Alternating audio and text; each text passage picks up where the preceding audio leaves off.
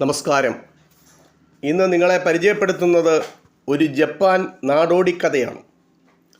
ഓരോ രാജ്യത്തിനും അവിടുത്തെ ഗ്രാമീണ തനിമയിൽ നാടോടിക്കഥകൾ ധാരാളമുണ്ട്. ഇത് ജപ്പാനിലെ ഒരു നാടോടിക്കഥയാണ്. ആ കഥയുടെ പേര് വേട്ടക്കാരനും ഭൂതവും എന്നാണ്. കഥ ഇതാണ്: ഒരു വേട്ടക്കാരൻ മാനിനെ വേട്ടയാടുന്നതിന് വേണ്ടി വീട്ടിൽ നിന്നും ഇറങ്ങി പുറപ്പെട്ടു. വളരെ ദൂരെ യാത്ര ചെയ്ത് ഒരു സ്ഥലത്ത് വന്ന് താമസിച്ചു വരികയാണ്. ഒരു ദിവസം വൈകുന്നേരം അവൻ തൊട്ടടുത്തുള്ള ഒരു മലമുകളിൽ കയറി. അവിടെ കണ്ട പുരാതനമായ ഒരു ക്ഷേത്രത്തിൻ്റെ മൂലയിൽ പോയി കിടന്നുറങ്ങി. അപ്പോൾ കർണകഠോരമായ ഒരു ശബ്ദം കേട്ട് അവൻ കണ്ണു തുറന്നു നോക്കി. ക്ഷേത്രത്തിൻ്റെ തകർന്ന മച്ചിൻ്റെ വിടവിൽ കൂടി അല്പം വെളിച്ചം പ്രസരിക്കുന്നത് അവൻ കണ്ടു. ആ വെളിച്ചത്തിൽ 12 പൂച്ചകൾ പാട്ടുപാടി നൃത്തം ചെയ്തുകൊണ്ടിരുന്നു.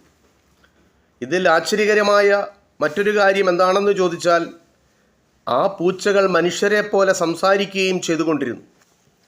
അവരുടെ സംഭാഷണത്തിൽ നിന്ന് അവ കെങ്കേമമായ ഒരു വിരുന്നിനെ പ്രതീക്ഷിച്ചിരിക്കുകയാണെന്ന് അവന് മനസ്സിലായി.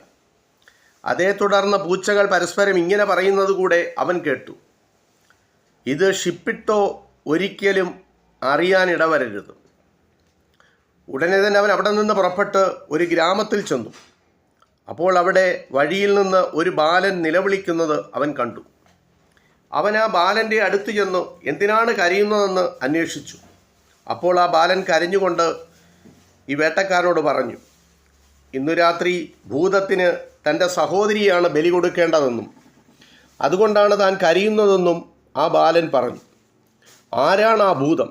എന്തിനാണ് അവന് ബലി കൊടുക്കുന്നത്? ആ ഭൂതത്തിൻ്റെ പേരെന്താണ് എന്നൊക്കെ വേട്ടക്കാരൻ ആ പയ്യനോട് ചോദിച്ചു. ആ ഭൂതം ഇവിടെ അടുത്തുള്ള ഒരു മലമുകളിലാണ് താമസിക്കുന്നത്. ഇവിടെയുള്ള ഓരോ കുടുംബത്തിൽ നിന്നും ഓരോ ദിവസവും ഒരു പെൺകുട്ടിയെ വീതം ആ ഭൂതത്തിന് ബലി കൊടുക്കണം. അതാണ് നിയമം. ഇതനുസരിച്ചില്ലെങ്കിൽ ഉടനെ തന്നെ ഭൂതം ഗ്രാമത്തിലേക്ക് അമ്പ് തൊടുത്തുവിട്ട് ആളുകളെ കൊന്നുകളയും. ഇപ്രാവശ്യം ഞങ്ങളുടെ കുടുംബത്തിൽ നിന്നാണ് പെൺകുട്ടിയെ കൊടുക്കേണ്ടത്. അതുകൊണ്ട് ഇന്ന് രാത്രി ഒരു പെട്ടിക്കുള്ളിലാക്കി എൻ്റെ സഹോദരിയെ ആ ജീർണിച്ച ക്ഷേത്രത്തിൻ്റെ തിണ്ണയിൽ കൊണ്ടുപോയി വെക്കണം, ബാലൻ പറഞ്ഞു. അല്പനേരം ആലോചിച്ചു നിന്ന വേട്ടക്കാരൻ ചോദിച്ചു: ഷിപ്പിട്ടോ എന്ന് പറഞ്ഞാൽ അതെന്താണ്?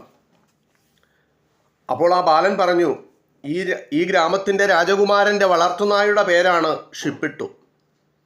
ഉടനെ തന്നെ വേട്ടക്കാരൻ രാജകുമാരൻ്റെ അടുക്കൽ ചെന്നു ആ കൊടിയ ഭൂതത്തെ നിഗ്രഹിക്കുവാൻ താൻ ആഗ്രഹിക്കുന്നുവെന്നും അതിന് അങ്ങയുടെ വളർത്തുനായെ തന്ന് എന്നെ സഹായിക്കണമെന്നും രാജകുമാരനോട് ഈ